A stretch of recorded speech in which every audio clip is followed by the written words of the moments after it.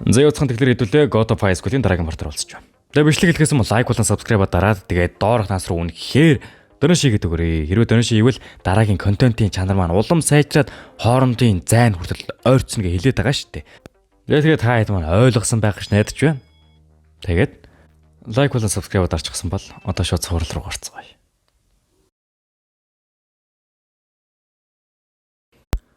Нөгөө манай хүн төшөглөсөн жагри болохоор бүр юу болоод байгааг ч ойлгохгүй маш хүчтэйгээр ханан цавагданаа. Тэгсэн дивжин дээр 4 коммент гараад ирдэг. Тэгээ яагаад вэ гэхээр манай хүн чинь дөрвийн дагуу тэмцээнээс азагдах учраас л дивжин дээр энэ 4 комментс нь аюултай байдал гэж үзэнгүүтээ манай хүнийг хориглохоор гарч ирж байгаа байхгүй юу. Тэгээд Доналтын самур руу ахиад тарсан чинь нөгөө левел 13 гэж байсан хүн чинь буцаад левел 6 болчихдог. Хөөх. Тэр хүчтэй гэдэг нь үний. Богино хугацаанд ч гэсэн тэр левел 13 боллоо. Чиний гарыг хугуулахад хангалттай хүчтэй юм. Гээд Шарка танд шилдэг. Энийг сонссон нөгөөдөл нь болохоор юу? Тэр шүүгчийн гарыг хугалсан гэж юу? Тэгвээсээ түрүүн хэлсэн чинь энэ шүүгчтэр гээд байгаа комисси ажиалт нь нилээн хүчрэг хүмүүс гэж би хэлсэн шүү дээ. Тэгээ энийг нь сонссон хүмүүс бол гайхах нь ойлгомжтой л доо. Тэгээ удалгүй туяа манай хүнийг барьцаалаад хүчээр тулаанаас гаргахар болно. Яг энэ байдлыг нь харж байсан жагри дотроо бодохдоо жагри чинь баг байхдаа аав нь ээжийг нь хүжирхийлээд харин аавыг нь дээрэмжид хүжирхийлээд өөрөө иннээсээ болоод хулгайн болох замлыг сонгосон байдаг. Тэгээ яг иймэрхүү өнгө аястай зүгээр би хідзээж хүчтэй хүнд бууж өгөхгүй гэсэн үзэл баримталтай байсан хэдийч нэгэн залуу би чамааг үнэхээр хүчтэйгээд босгоноос энэ хүртэл ирлээ гэснээ. Бүр яалтчгүй өөрөөс нь өршөөл гуйтал нь гөлгнүүлж байсан байдаг. Тэгвэл яг энэ үйл явдлаас болоод өөртөө нилээн трама аваад амиа хорлохын даваан дээр нэгэн залуу түүнийг авраад би чамайг түүнийг жаалахар хүчтэй болгож өгье. Гиснэ умардын нөгөө айхтар техникийг жагри зааж өгсөн юм байна лээ. Тэг жагри энэ цагаас хойш хиндэж ялагдахгүй явцаар байгаад дөнгөж сая манай моригийн өмнө тэр мэдрэмжээ ахин авсан учраас нилээн уурлаад бүр тэр танхимыг голоор нь хуваачих уу гэмээр айхтар хүчтэй зайралтыг илгээдэг. Үүнээс нь Морил ганцхан тэсэж үлдэж чадсан байх бөгөөд яг манай хүний ур зогссон. Баяртай. Энэ удаа би чамаа хизээж алдахгүй. Гиснэ айхтар хүчтэй цогцолтыг нь манай Мори хаачдаг.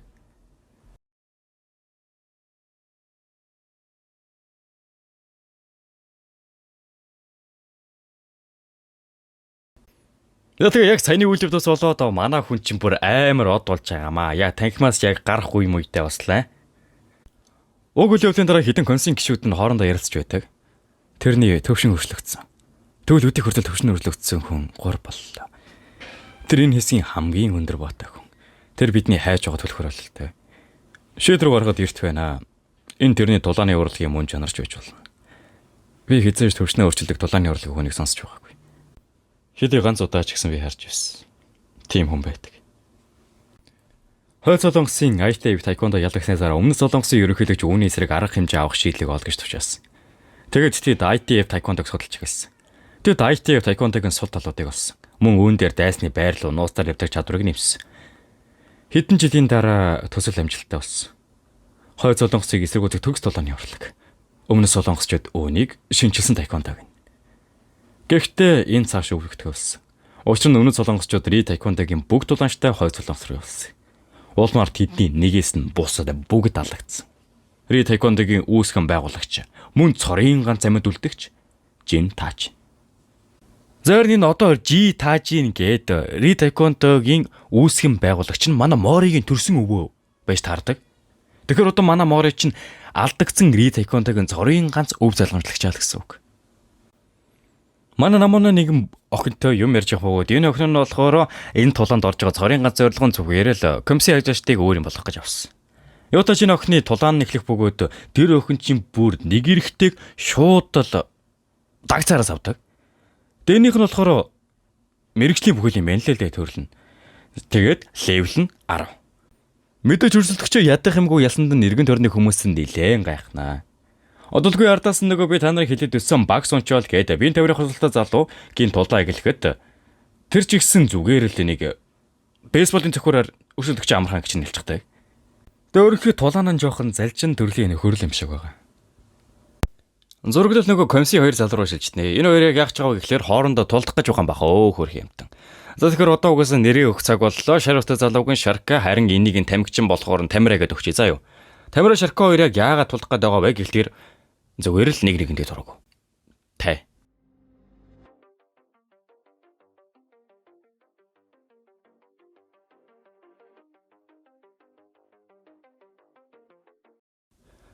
За ямар ч тач энэ хоёрын тулааныг нэг хүн зогсоох бөгөөд тэр хүн нь болохоор ер нь нэлээд хүчрэг юм шиг байгаа. За энэ залуу болохоор Пак Мучин. Юутай энэ хоёрын тулааныг зогсоож хэлэхдээ өнөөдөр сонирхтой зүйл болсон гэж сонслоо. Ястай нэг үсэхэд борж ичгэж. За тэгээ яг юу болсон талаар нь хэлэх бөгөөд манай Морийг Ри Таеквондогийн эзэмшигч гэдэгт нь итгэлтэй байна гэж хэлдэг. Тэгээ мэдээч энийг нь сонссон Пак Мучин болохоор Ри Таеквондо 6-гийн хөгшчүүл сандрандаа. Зоодын 6 гэдэг яг хэн бэ гэхлээр хүн төрлөختний соёлын өв. 6 бол өөрсдийн тулааны салбарын хамгийн хүчрэг бөгөөд 6 гишүүд зөвхөн ерөнхийлөгчдөл хариу өгдөг бүр хязгаарланд тулсан айхлар хүмүүс юм бахөө. Мөн тэдэнд улсаас асар хэмжээний тэтгэлэг өгдөг. Тэд 10 жил тутамд цуглаж хоорондоо тулдаг. Ялагч нь хүн төрлөختний соёлын онцгой өв хэмээх цолыг авна. Тэр Пак Мучин ч болохоор нөгөө 6-гийнх нь нэг юм байлээ. Тэгэд энэ хүн төрлөختний соёлын өвийн хамгийн залуу гишүүн. Юутач хэлэхдээ хөгшин таажийн хойд солонгосоос ирэх үед засгийн газар тэрнийг бариулахаар бид 6 гэлгээсэн. Ихтэй бид тэр тулаанд бүр шал арцсан шүү. Аль хэдийн 17 жил өнгөрсөн. 6-ыг бүгдийг нь дуудах үнэхээр гайхшраар байсан ч тэд бүр ганцхан хөгшин ирд ялагдсан. Тэр өдрийг хүн төрлөختний соёлын өөрийн гудамшиг гэдэг баха. Тэг тайдын сонслон чи Моригийн өвөөч нь энэ айхтар 6 гишүүнийг ганцаархнаа бүр шалаар арчсан гэж байгаа байхгүй юу? Тэгэхээр бас амар хүн байгааз. Тэгээ яг яагаад барих гээд байгаа юм бэ гэсэн чинь бүхэл бүтэн 500 хүнээс 499 алдагдаад ганцаархнаа амьд иргэд ирсэн хүнийг яагаад барьж болохгүй гэж яриулдаг.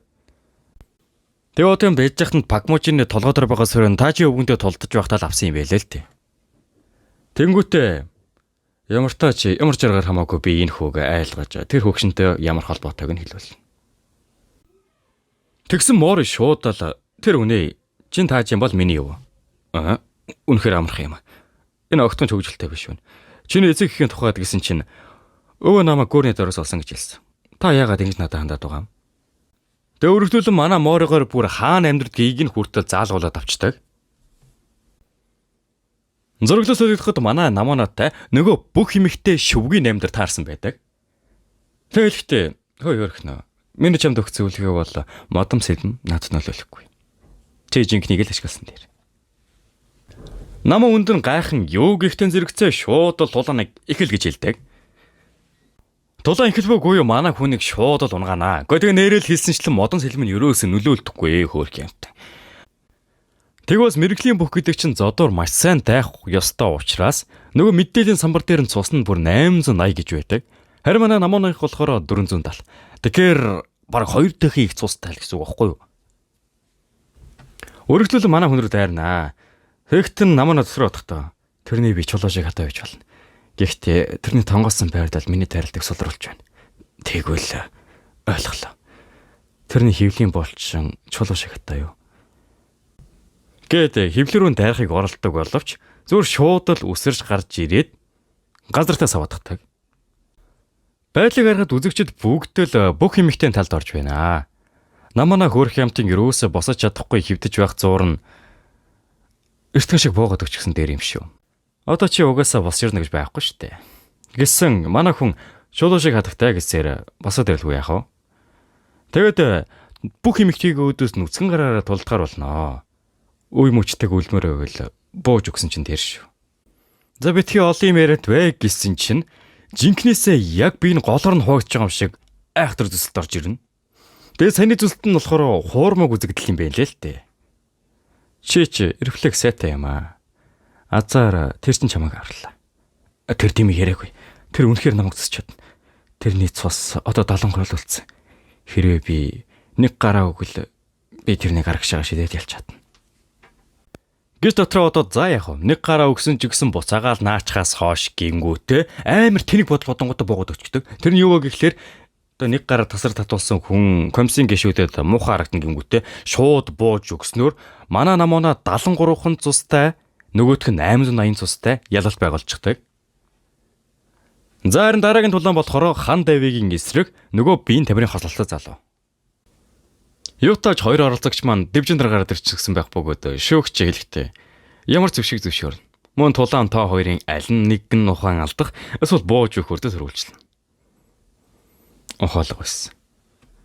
Би Солонгос цагаан толгойг 3 наснаас сурч, хүн 4 наснда мянган ханц чийжсэн. Би өргөлж ном уншдаг. Аав хэлэхдээ ертөнцөө ном эсвэл газрын зурагт байдаггүй.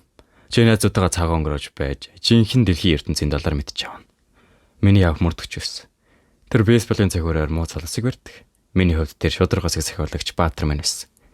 Нэг өдөр аав дээрмийн бүлгийн томоохон хүнийг барьсан. Юу? Нотлох баримт дутамга. Та яг юу яриад байна? Уучлаарай. Ихтэй би дуусч чадахгүй. Баг прокурор. Юу тэрэгтэй юм? Та яаж ингэ чадчих вэ? Хэдэн өдрийн дараа аав үл таних хүмүүсийн халдлагад өртөж ямаа алдсан. Энэ хүн бол нотлох баримт хангалтгүй гэж хэлсэн хүн. Мөрдөгч гэмт хэрэгтнийг барьдаг. Гэхдээ тэднийг шийдэх хүн нь их мэдлэгтэй хүмүүс байдаг. Энэ дэлхийг хөдлөгдөг зүйл нь хүч биш, харин мэдлэг. Тэрнээс хойш би сурлагатаа анхаарсан. 8 настайдаа би англи, польш, франц, мексикан зэрэг 9 хэл эзэмссэн. 9 настайдаа би физик, мат болон химийг бүрэн сурсан. 11 настайдаа өрөнд орны гүн ухаан, 13 настайдаа ангаах ухаан болон орчин үеийн спорт. Мөн 15 таа ер нь бол биеийн тамирын хосолтой залуучин байнга л хичээлээ байдаг ч гэсэн анги дээр нь болж байгаа дээрлэхэд үеийнгийн дээрлэлтийг хараад эрдэм мэдлэг хүч чадаас илүү хүчтэй. Гэхдээ бодит байдал дээр биеийн хүч илүү үр дүнтэй. Хариулт нь амархан. Хоёуланд нь сайн байх. Анзаагчдын ер нь бол тэр тулааны урлагаар хичээлдэг болсон байгаа юм. Тэр нь бол ямар тулааны урлаг юм бэ гэхлээр энэ тулааны урлаг биш, зүгээр л юмсыг маш сайн ажиглаж физик, хим юу гэдгийг зүгээр шинжлэх ухаанаар л зодоо хийдэг гэсэн үг. Тэгээ энэ тэмцээнд орсон шалтгаан нь зүгээр л өөрийгөө батлаж харуулах. Өөрийнхөө зохиосон тулааны дүрмийг. Тэгсэн чинь чаваас манай Давиг нэг цохиж байхад энэ залуу нь 3 удаа цохиж байдаг. Тэр яг л босож чиг байл интернет байралтын замыг анзаарсан. Тиймээс би тэрний хурдан цогцолдож болтчаад эхлээд баруун тал болтно. Нэг толгой. Мөр. Зүүмөр. Зүүн хөвтг. Гиснэ 1 2 3 4 5 гэдэл цогцолтуудыг араараас нь хийгээд манай Давыг хүнд байдал оруулуудаа гэсэн чинь яагаад ч хөө зүв зүгээр байгаад байдаг. Тэгэхдээ чиш баг зэрэг сонирхолтой юм гэж. Гиснэ шууд бол нүүр нүүдгүү Дав өрөө дайрнаа. Дави бол үгүйсэ байнгын цохилтуудыг нь өөр дөр уусгаж аваад харин нөгөө залуу нь болохоор байнгын цохилтуудаас нь бултаад байдаг. Бүх цохилт нь аимшигтэй хүчтэй. Ганц цал оногдоход хүнд гэмтэл авна. Тэр ядаргатай төрлийн хүү юм. Би тэр нэг босч чадахгүй болох хэрэгтэй. Гиснэ хөлрүүн дайрдаг. Хийдэг цохилтыг нь манай Дави хааж чаддаг боловч харамсалтай нь өөрийн тэнцвэрээ алдаад хойшоо унаад өгнө. Тэгэхдээ бүх зүйлийг тооцоолно гэдэг угаасаа боломжгүй үсттэй. Яг тийм л гэж найдаа. Тэгвэл миний хувьд энэ багт хангалттай. Гиснэ өргөдүүлэн юусоо бууж өгөхөөр дайрнаа. Чи юу ч мэдэхгүй. Тэрний эсрэг би үглийн даралт хийх хэрэгтэй. Тэрэнд боломж гарч хүн цохилт хийхийг нь оролдох үед тэр үед л би тэрнийг тусгана. Тэрнийг цохихоос өмнө би юу вэ? Тэрний цус улны хөлс дэвчиг гулгамтгай болгож гэж. Новш гэж. Гээ яакошого талдарч унж байхад нь манай хүн зөвхнүүдээ гэсэн чинь зүгээр үү? Гиснэ гараа сунгаадахтай. Өндөр бол бидээс гайхаж байгаа штэ. Тэгсэн чинь би чамаа хэлтрахыг чинь харчаад яаж зөвөх юм те. Энд чинь шудраг бос үсттэй. Тэр яг түн шиг юм. Гэт Дави маань биеийн тамирын хувцас залуугийн аавыг нь бодогдуулнаа. Тэгээ босож ирснэ. Ядаргаатай. Би чамааг хийзэж босч чадгааргүй болгоод өгье. Тулааны 12 чад.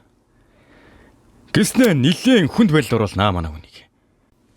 Ордож ирэх хэлэхтэй. Боожиг. Харахгүй байна. Тэмцээд ямар ч тэмэр байхгүй. Угаасаа чи намайг ялахгүй шүү дээ. Дави бол угаасаа яалтчгүй тэмцээнд ялахгүй бол найзыгаа ирүүл болохыг мэдж байгаа учраас эцсийн хүртэл тэмцэхээр шийднэ. Надад аврахыг хүснэ найз байгаа. Тэрний хамгийн сайн чадах зүйл нь эцсийн хүртэл тэмцэх. Би ч бас. Үнэн дээр би энийг хэрэглэнэ гэж бодоогүй. Гэхдээ хэрэглэж явж л чамайг ялна. Намайг ялнаа. Харж л бай. Тулааны 12 чад. Гээд дайрахт нь хар яст мэлхийн нудраг гээд нилээн хүчрэг дайралтаар бүр бейсболын цохиурыг нь бүр хайлуулчих уу гэмээр л болгоод тогтоо. 2 дугаар шат. Улаан галч өнгөшгөлөлт. Гиснээр тэмцээн ихэлтнээс анх удаа бие тэмрийн хувцастай залууг хүнд байдалд оруулж байгаа нь. Болохгүй. Би хариу тарих хэрэгтэй. Шилэг тарилтыг бод. 3 дугаар шат. Цагаан барын бүжиг. Гэт бүр юусоо өрсөлдөгчтэй боломж олголгүй дайрдаг. За эцэст нь саяны айхтар дайралтуудаас нь болоод бие тэмрийн хувцастай залуу ухаан алдаад уннаа. Ерөн төрний хүмүүс нь бүгд л сая яаж тийм айхтар дайралтыг араас нь хийсэнд нь бүгд гайхацгаана. Тэр ихлээд Бакийн дайралтыг устгаа дараа нь гадаргын урсгал дээр тэнцвэрийг алдагдуулж болмаар яллаа. Энэ нэлийн хүчрэг дайралт юм. Гэхдээ тэрний биеийг дийлэхгүй. Гэж намайг бодохтон зэрэгцээд нөгөө бие тэмрийн хувцастай залуу чинь босоод ирдэг. Би чамд яасан ч ялагдахгүй. Гişүлжгээ дайраханд гэсэн чинь яалтчгүй би энэ дийлхүүгээр ухаан алдснаар манай хүн албан ёсоор энэ тулааны ялагч болдог. Зөрөглөөс ойлгоход яг манай Моригийн хэлсэн байршлаар нь хэсэг сэргүүд өвөөг нь агнахаар ирж байгаа нь. Мэдээж шууд өвөөгийнхэн байр дунд орсон чинь өвөө нилээн нас дээр гарч ирсэн бөгөөд бүр яг яалтчгүй бүр хөгшин чавганцлаа байгаа юм л да. Нөгөө сэргүүд нь болохоор үл ойлгос гарсан бололтой юм аа. Өөршөөрөө ярих мэ. Таны хин гэдэг вэ? Гэт ер нь л энэ өвөөг нь юу яагаас тэр таач юм байх ёсгүй гэж боддог байхгүй. Тэр тодорхойлт таарахгүй байна. Хин та нарыг гуталтайг орж ирж болно гэсэн юм. Гэт өнөг сэргүүдийн ярьж байсан гар утсыг авангуудаа тэгээд багш нар чинь юу вэ да? Чи хөөе таач. Чи амьд л байна уу? Муу бо. Энэ чи юу? Тэгээ муучин болохоор яг юу ч хэлдэг вэ гэхлээр хэрвээ хурдгаж ирэхгүй бол би танаа хүүхдийг эсвэнд үлдээхгүй шүү. Гэсэн чинь нөгөө өвгөн чинь бүр айхтар инээснэ. Тэрнийг уулзах хэрэггүй. Үгүй бол тэр чинь бүх ясыг хуглах болно. Зоригчийн хөөрөл оролдоод үзэхгүй юу. Гингүүтээ чи бол дээрээ үнэхээр манай Моригийн ажууд юу ч бишээ гэгүүтээ нөгөө тугаагийн чинь нэг муучин тэгээ хэлж байгаа байхгүй юу. Тэмэртэж яг юм ярьсныхан дараа уцаа таслана. Муучин болохоор уцаа талсан даруйдаа өвөгийн хэлсэн зүйлийг нь бодонгуудаа нэг санаа төрнө. Нөгөө санаа нь яг юу вэ гэхлээр Мориг тэр дээд рүүгэн тэмцээнээс хасагдах болцсон юм чинь комиссийн гишүүдийн аль нэгэнтийн тулдаад ялчих юм бол цааш нь тэмцээнээ өргөжлүүлэх эрхийг нь өгдөг. Тэгээ бас давхар те ингээд тэр өвөөгийнх нь хэлснээр уурлуулах юм бол тэр үнэхээр их хүчийг нь албаар харах гэдэг байгаа байхгүй юу. Тэгээ муучин болохоор Тамирад Моритой тулалт гэсэн тушаал өгдөг. Харин Мори болохоор энэ ногоон үстэй Тамиратай ерөөсөө тулдахгүй би зөвхөн шар үстэй л тулалдахыг хүсч байна гэдээ уурлаад уннаа. Тэгээд Тамира хэлэхдээ байц чи энэ тийм яриад байх шиг байна. Юу гэж би тэр шар үстээс хамаагүй л өвчтэй. Харин Мори болохоор нүдний шилтэй хүнтэй тулдаж буянда бузар хийхгүй шүү. Өстой тийм байхгүй. Ерөөсөө чамдаа тулдахгүй гэж хэлээд ихтэй. Удалгүй зөрөглөөс солигдоход нөгөө Тамира чинь манай Моритой бэлтгэл тулаан хийхэр болдог. Мори болохоор нүдэн шилээ тайлаа тулалдаа гэдэг боловч Тамира шууд л дайрсан. Оо яана. Би үнэхээр тэрнийг зогчихсон. Би тэрний хамрын өзөр зогсон гэж бодсон юмсан. Харин муучин саяны үлдэг нь харснаа. Юу вэ? Тэр цус төгшин худлаа чөлдсөн гэж юу? Эсвэл тэр сул дорой болж жүжиглээд байна уу? Гэт яг Мори хүчтэй хэсэгт нэлээд эргэлзээд эхэлдэг. Тэгсэн Мори ухаан алдаж босч ирснэ. Заавал би нүдний шилтэй тулалднаа гэд ямар тааш нүдний шилттэй дараа нь тулалдахаар болж байгаамаа. Яа энэ өстө бүр амар гоё тулаан гарнаа. Энэ хурдын парт дуусгаж байна. Тэгэхээр та хэд дараагийн партыг илүү хурд авч үзвэл доорх тас руу тоношин хийвэл илүү хурдан орно гэдгийг бүр амлаж байна. Тэгээд лайк болон subscribe хийгсэн дарахаа битгий мартаарай. Тэгэхээр дараагийн бичлэгээр уулзлаа. Түр баярлалаа.